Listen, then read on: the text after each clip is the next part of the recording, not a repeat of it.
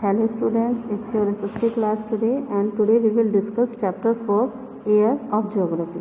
In this chapter we will discuss about the composition of air, the structure of atmosphere and the importance of atmosphere for us, the greenhouse effect, weather, climate etc. Okay, इसमें हम pressure, winds के बारे में भी बात करेंगे, humidity के बारे में भी बात करेंगे.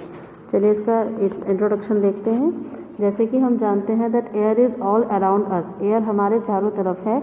हम एयर को देख नहीं सकते लेकिन उसको फील कर सकते हैं. हर कोई फील कर सकता है एयर को.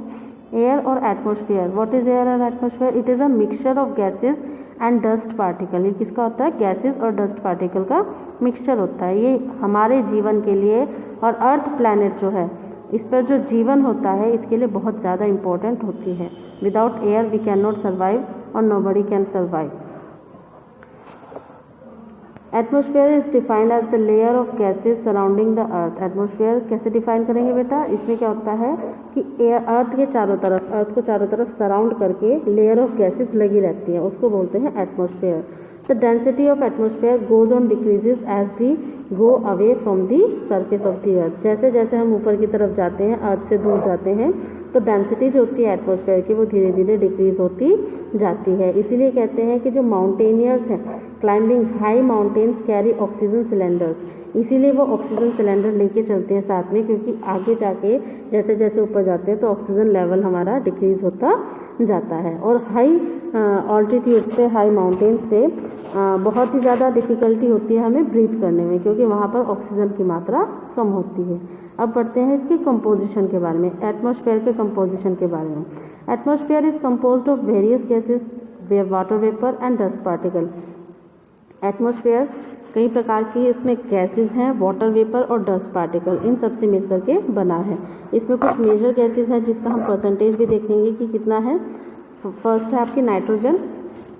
नाइट्रोजन बहुत इंपॉर्टेंट होती है लिविंग बीइंग के लिए, और ये मेनली क्या होती है सॉइल के द्वारा, सॉइल में जो प्लांट्स होते हैं उनके द्वारा अब्जॉर्ब की जाती है, जो कि हमारे एटमॉस्फेयर में 78% है. ऑक्सीजन हम सब जानते हैं लिविंग बींग्स के लिए ऑक्सीजन बहुत ज़्यादा इंपॉर्टेंट है. ह्यूमन बींग्स के लिए ऑक्सीजन के बिना हम नहीं सर्वाइव कर सकते, है ना. तो ऑक्सीजन हमारे एटमॉस्फेयर में 21% है. Argon 0.93%. Carbon dioxide which is very important for plants, they use it in the process of photosynthesis. अपना खाना बनाने में, फोटोसिंथेसिस में प्लांट्स जो है कार्बन डाइऑक्साइड का इस्तेमाल करते हैं, जो कि एटमॉस्फेयर में 0.03% है. इतनी ही सफिशिएंट है, इससे ज़्यादा नहीं होनी चाहिए. Other gases like helium, hydrogen, methane, ozone etcetera, these constitute 0.04%. Clear? So हमने इसमें देखा है, इस डायग्राम में भी हम देख सकते हैं कि सबसे ज़्यादा हमारे एटमॉस्फेयर में कौन सी गैस पाई जाती है? 78% nitrogen, which is very important for our life and for the living being. It is mainly absorbed by soil, in the soil by the plants. Okay, the air constitutes a very important in different ways. सभी air में जितना जिस gases का भी composition है सभी हमारे लिए बहुत यूजफुल हैं. क्लियर? जैसे कि ऑक्सीजन लिविंग बींग्स के लिए चाहिए फॉर रेस्पिरेशन. प्लांट्स के लिए कौन सी गैस चाहिए? Carbon dioxide for photosynthesis. और नाइट्रोजन मैंने बताया है कि लिविंग बींग जो सॉइल है वो नाइट्रोजन आपकी उसमें होती है, which is consumed, which is absorb by the plant from the soil. Next है आपका स्ट्रक्चर ऑफ एटमॉस्फेयर. अब स्ट्रक्चर जो एटमॉस्फेयर है वो उसका स्ट्रक्चर इस तरीके से है कि वो 5 लेयर्स में डिवाइडेड है. एटमॉस्फेयर जो है आप 5 लेयर्स में डिवाइडेड है. हम इसमें देख सकते हैं डायग्राम में. Number 1 is troposphere, stratosphere, mesosphere, thermosphere and exosphere. सबसे नीचे वाली लेयर कौन सी है आपकी? ट्रोपोस्फेयर. उससे ऊपर वाली stratosphere, mesosphere, then thermosphere and then exosphere. हमने देखा है कि हर एक लेयर के बीच में कुछ वर्ड्स लिखे हैं. सपोज जैसे कि आपका ट्रोपोस्फेयर, स्ट्रेटोस्फेयर, इन दोनों के बीच में एक लाइन में लिखा है ट्रोपोपोज. इट मीन्स जहाँ पर दोनों का मीटिंग पॉइंट होता है उसको बोलते हैं ट्रोपोपोज. ऐसे ही स्ट्रेटोपोज जो मेसोस्फेयर और स्ट्रेटोस्फेयर के बीच का मीटिंग पॉइंट होता है. ऐसे ही आपका मेसोपोज जो मेसोस्फेयर और थर्मोस्फेयर के बीच का मीटिंग पॉइंट होता है. सो इस डायग्राम से हमें लेयर्स ऑफ एटमॉस्फेयर तो समझ आ गई कि ट्रोपोस्फेयर है, स्ट्रेटोस्फेयर,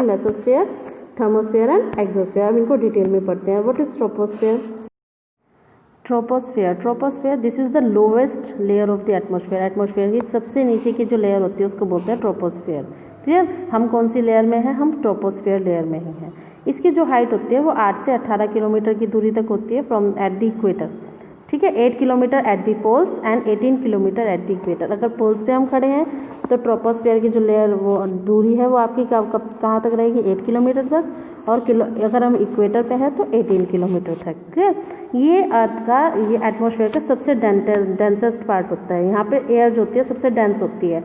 इट मीन्स हमने पढ़ा था ना कि जैसे जैसे ऊपर जाते हैं तो एयर जो होती है वो हल्की होती जाती है। तो यहाँ पर सबसे ज़्यादा डेंस एयर यहाँ पर एटमॉस्फेयर में होती है।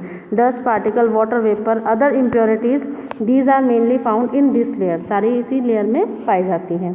जितने भी वेदर फिनोमिना होते हैं जैसे क्लाउड बनते हैं, फॉग होता है, रेनफॉल होती है, स्नोफॉल होती है, स्टॉर्म्स, लाइटनिंग एटसेट्रा, ये सारे के सारे आपके कहाँ पे हैं? हमारे किस में हैं? ये आपके हमारे ट्रोपोस्फेयर लेयर में होते हैं। जितने भी फिनोमिना होते हैं जैसे क्लाउड, रेनफॉल, स्नोफॉल, सभी इसमें होता है। इन this layer the temperature of air decreases with increase in the height. जैसे जैसे हम ऊपर जाते हैं तो एयर का जो टेम्परेचर होता है ये तो हमें पता ही है, जैसे जैसे हम ऊंचाई पे जाते हैं तो टेम्परेचर जो है वो धीरे धीरे कम होता जाता है। इट डिक्रीजेज किस रेट पर? कि 1 डिग्री सेल्सियस कम हो जाता है। जैसे हम 165 मीटर की दूरी तय करेंगे तो 1 डिग्री सेल्सियस कम हो जाएगा टेम्परेचर। इसको बोलते हैं normal lapse rate of temperature. क्या बोलते हैं इसको? Normal lapse. नॉर्मल लैप्स कितना है? कि 165 मीटर पे 1 डिग्री सेल्सियस आपका कम हो जाता है जैसे जैसे ऊपर जाते हैं।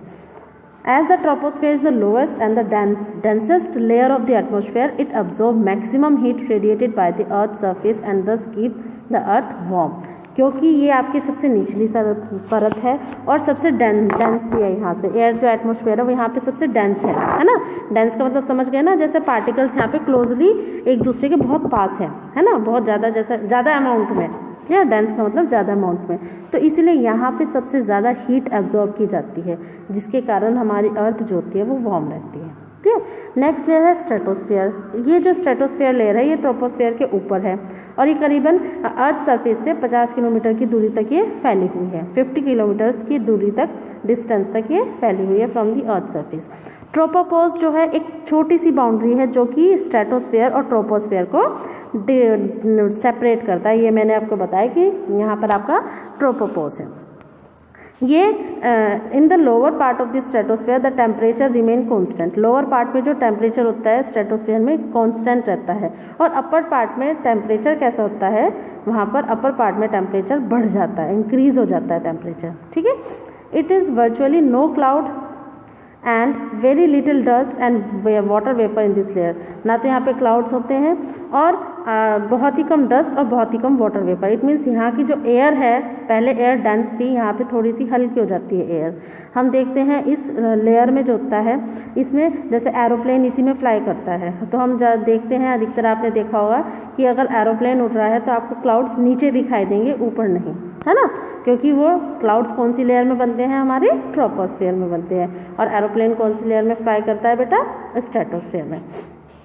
Clear? Convection current of air is also absent. So यहाँ पे कोई वेदर फिनोमिना नहीं होती है ना। Stratosphere contain ozone which absorb the harmful ultraviolet radiation of the sun. और इसमें एक बहुत इंपॉर्टेंट बात ये भी है कि इसमें ओजोन लेयर होती है। स्ट्रेटोस्फेयर में कौन सी लेयर होती है? ओजोन लेयर, जो कि हमारी अर्थ की एक तरीके से प्रोटेक्टिंग शील्ड होती है। प्रोटेक्टिंग शील्ड मतलब कि वो हमारी अर्थ को जितनी भी हार्मफुल रेज आती हैं सन से उससे प्रोटेक्ट करती है। तो कौन सी लेयर प्रोटेक्ट करती है? Ozone layer. और वही ओजोन लेयर कौन सी लेयर में है बेटा? कौन से लेयर में? ये है आपकी स्ट्रेटोस्फेयर में। क्लियर? जैसे कि scientific study of the processes and physical phenomena taking place in the earth atmosphere, this is called metrology. Metrology क्या होता है? जो भी हम साइंटिफिक स्टडी करते हैं कि हमारी अर्थ के एटमॉस्फेयर में क्या फिजिकल फिनोमिना हो रहे हैं, कैसे प्रोसेस हो रहा है, उसको बोलते हैं मेट्रोलॉजी। जो मेट्रोलॉजिस्ट होते हैं वो वही लेयर्स ऑफ एटमॉस्फेयर के बारे में स्टडी करते हैं, वेदर कंडीशन के बारे में स्टडी करते हैं और ये स्टडी करते हैं कि कहाँ पे वेदर कंडीशन अर्थ के सरफेस पे इफेक्ट क्या कर रही है, कैसे जनरेट हो रही है। That is troposphere and stratosphere to forecast weather. और मेट्रोलॉजिस्ट ही वेदर फोरकास्ट करते हैं, और यही लेयर्स ऑफ एयर जो ट्रोपोस्फेयर स्ट्रेटोस्फेयर इनके बारे में स्टडी करते रहते हैं, क्योंकि मेनली जो वेदर कंडीशंस है, जो वेदर फिनोमिना है, वो यहीं पर अफर होता है। मेसोस्फेयर, मेसोस्फेयर क्या है? This is the layer which lie above the stratosphere. Stratosphere से ऊपर वाली जो लेयर होती है वो मेसोस्फेयर है, जो कि अर्थ सरफेस से करीबन 80 किलोमीटर तक 80 किलोमीटर डिस्टेंस तक फैली हुई है। इसके एक और चीज़ है, स्ट्रेटोपोज क्या होता है?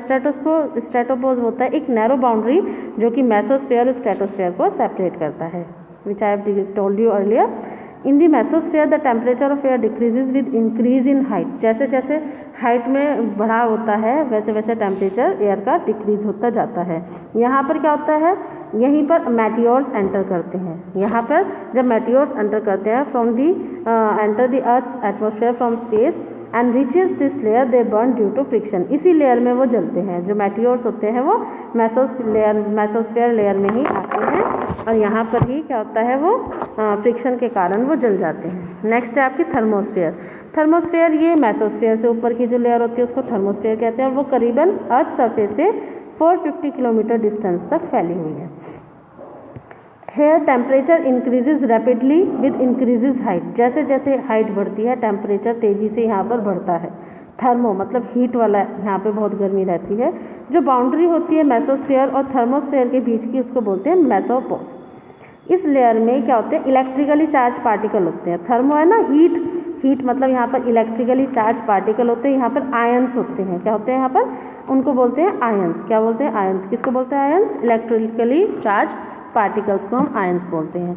ये जो पार्टिकल होते हैं जैसे जैसे रेडियो वेव्स चलती हैं, क्योंकि हर एक उसमें वेव्स वगैरह चलती हैं, तो अर्थ सरफेस पे जैसे जैसे रेडियो वेव्स चलती हैं तो ये हमें क्या करते हैं? वायरलेस कम्युनिकेशन देने में मदद करते हैं। तो जितने भी सैटेलाइट्स होते हैं जो प्लेस किए जाते हैं सैटेलाइट्स, वो आपकी थर्मोस्फेयर में ही किए जाते हैं, क्योंकि वहीं से हमें कम्युनिकेशन की फैसिलिटी, क्योंकि वहाँ पर क्या है? ऑलरेडी हमें क्या मिल गया? वहाँ पर आयंस मिल गए, इलेक्ट्रिकली चार्ज पार्टिकल। एक तरीके से इलेक्ट्रिसिटी हमारे सैटेलाइट को वहाँ से मिल जाएगी, जिससे कि वो काम करेगा और हमें जो भी हमें फैसिलिटी है जैसे कम्युनिकेशन की फैसिलिटी वो हमें मिल जाएगी। वायरलेस कम्युनिकेशन की फैसिलिटी हमें मिल जाती है। थर्मोस्फेयर को हम आयनोस्फेयर के नाम से भी जानते हैं, क्योंकि यहाँ पर आयंस प्रेजेंट होते हैं। क्लियर? नेक्स्ट है आपकी एक्सोस्फेयर। एक्सोस्फेयर मतलब अपर मोस्ट, सबसे बाहरी लेयर, एटमॉस्फेयर की सबसे बाहरी लेयर और सबसे हल्की। यहाँ पे डेंसिटी बहुत ही कम होती है, तभी तो अगर हम जाते हैं बाहर स्पेस में जाते हैं तो देखते हैं ना कि जो आपके जितने भी एस्ट्रोनॉट्स होते हैं वो अगर कोई ऐसी चीज़ नहीं पहन के जाएंगे तो वो उड़ते रहते हैं, क्योंकि वहाँ पर एयर नहीं है, वहाँ पर बहुत ही डेंसिटी कम है। क्लियर? तो अपर मोस्ट लेयर जो होती है एटमॉस्फेयर की वो एक्सोस्फेयर होती है। वो करीबन 1600 किलोमीटर तक ये फैली हुई है and gradually merge with the interplanetary space, और यही स्पेस से मिल जाती है। This layer is extremely rarefied very light gases जैसे कि हाइड्रोजन और हीलियम, ये बहुत ही हल्की गैसेज यहाँ पर पाई जाती हैं। क्या नेक्स्ट है आपका सिग्निफिकेंस ऑफ एटमॉस्फेयर। अब एटमॉस्फेयर बहुत की इम्पोर्टेंस क्या है? सिग्निफिकेंस इट मीन्स इम्पोर्टेंस क्या है? तो एटमॉस्फेयर के जितने भी कंपोनेंट्स हैं बहुत ही अलग अलग तरीके से बहुत हमारे लिए यूजफुल हैं। जैसे मैंने आपको पहले बताया, nitrogen which is required to maintain the fertility of the soil and is vital for the plant. Nitrogen plants के लिए बहुत इंपॉर्टेंट है। नाइट्रोजन हमारी सॉइल में पाई जाती है, सबसे ज़्यादा पाई जाती है 78%, और ये एब्जॉर्ब की जाती है प्लांट के द्वारा, जो कि फर्टिलिटी ऑफ सॉइल भी मेंटेन किससे होती है? नाइट्रोजन से ही होती है। एटमॉस्फेयर कंटेन ऑक्सीजन, ऑक्सीजन है एटमॉस्फेयर जो कि लिविंग बीइंग के द्वारा हमारे द्वारा ली जाती है, कंज्यूम की जाती है, जिससे कि हम जीवित रह सकते हैं। क्लियर? नेक्स्ट है आपकी कार्बन डाइऑक्साइड, जो कि प्लांट्स को अपना खाना बनाने में, सनलाइट की प्रेजेंस में अपना खाना बनाने में, अपना फूड बनाने में मददगार होती है।